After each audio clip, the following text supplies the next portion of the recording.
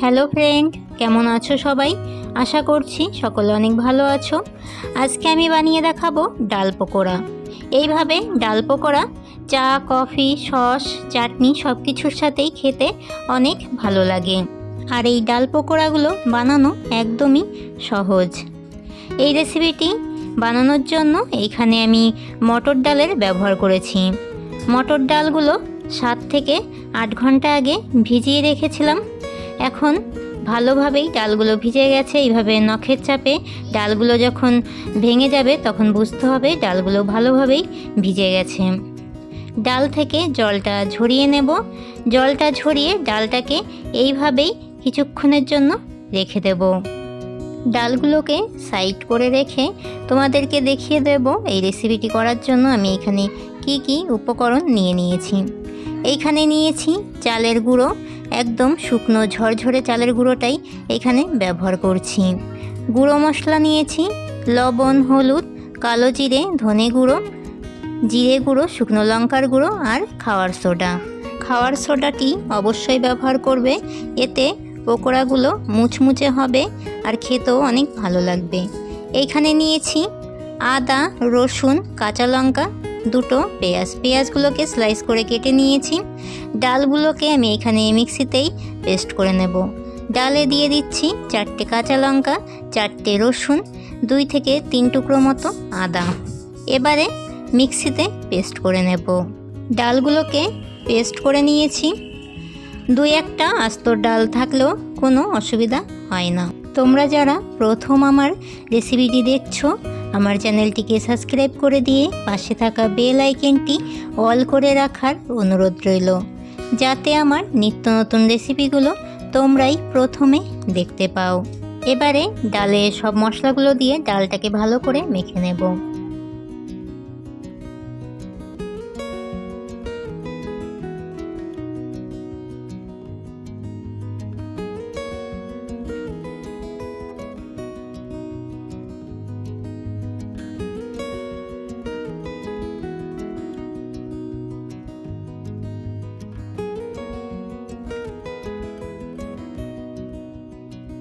সব গুঁড়ো মশলা দিয়ে ডালটাকে ভালো করে মেখে নিয়েছি। এবারে অল্প অল্প করে চালের গুঁড়ো অ্যাড করছি। এইখানে চালের গুঁড়ো না থাকলে বেসনেরও ব্যবহার করতে পারো। চালের গুঁড়ো দিয়েই পকোড়াগুলো বানালে পকোড়াগুলো অনেক মুচমুচে হয়।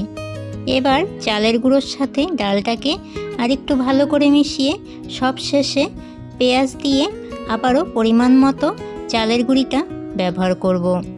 পকোড়াগুলো করার জন্য ডালটাকে খুব শক্ত কিংবা খুব নরম করে মাখলে হবে না, একদম মিডিয়াম করে ডালটাকে সব উপকরণ দিয়ে মেখে নিতে হবে। এবারে হাতের সাহায্যে ডালটাকে একটু ভালো করে মেখে নেব।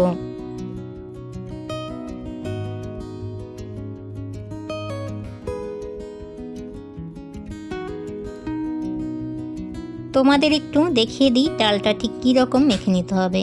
ঠিক এই রকমভাবে ডালটাকে মেখে নিতে হবে। এবারে কড়াইতে দিয়ে দিচ্ছি সাদা তেল। তেলটা কড়াইয়ের চারপাশে একটু লাগিয়ে দিচ্ছি।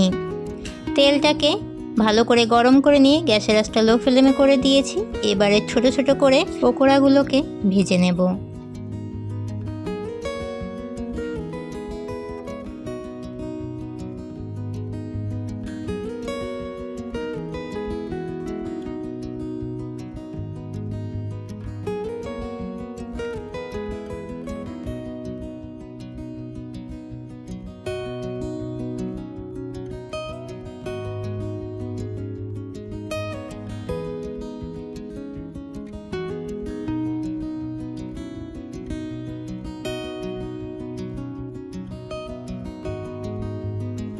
পকোড়াগুলোর এক পাশ ভালোভাবে ভেজে নিয়ে আরেক পাশ উল্টে দিয়ে উল্টে পাল্টেই পকোড়াগুলোকে ভালো করে ভেজে নিতে হবে।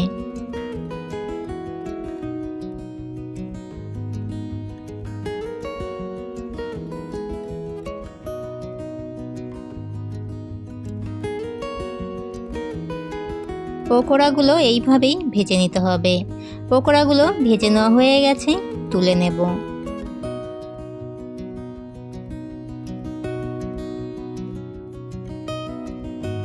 একইভাবে বাকি পকোড়াগুলো ভেজে নেব।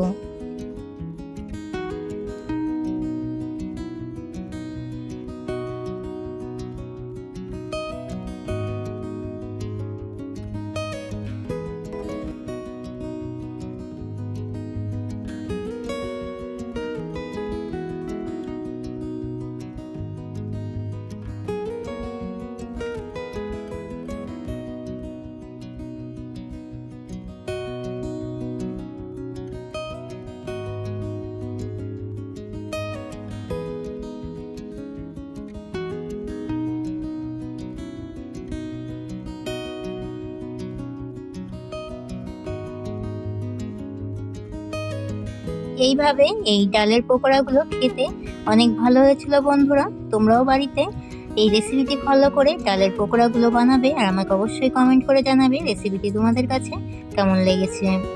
সব ডালের পকোড়াগুলো ভেজে নেওয়া হয়ে গেছে, তুলে নেব।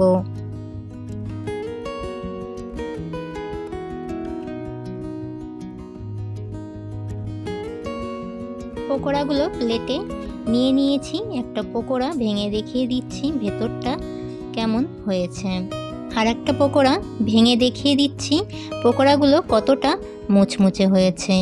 কত সুন্দরভাবেই পকোড়াগুলো খুব সহজেই ভেঙে যাচ্ছে। আজকের মতো এতটাই। সকলকে টাটা।